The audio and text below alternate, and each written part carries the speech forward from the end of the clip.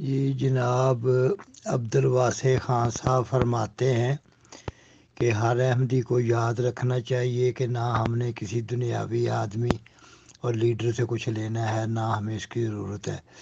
ماشاء اللہ ماشاء اللہ، سبحان اللہ۔ یہ بڑی دیر بعد یاد آیا عبدالواسع خان صاحب کو۔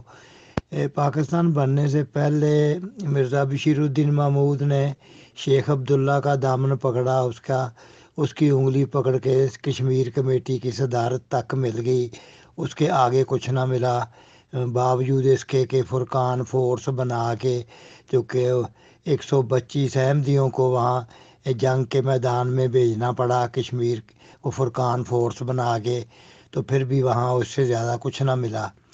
پھر اس کے بعد قائد اعظم اور سردار شوکت آزاد کا دامن پکڑا، جب پاکستان بنتے وقت وہاں سے کچھ نہ کچھ حصہ مل جائے گا۔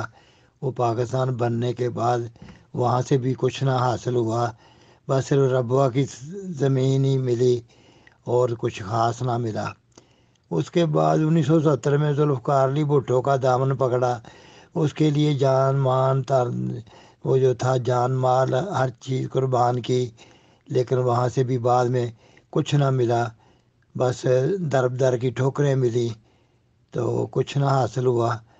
تو بس اب کیا کریں، چپ کر کے وہ انگور کھٹے ہیں والی بات ہے۔ اب انگور کھٹے ہیں، اب تو اس طرح کی اب باتیں لکھنی شروع کر دی ہیں، اپنی تاریخ کو کوئی سمجھتے ہیں شاید لوگوں کو بھول گئی ہے۔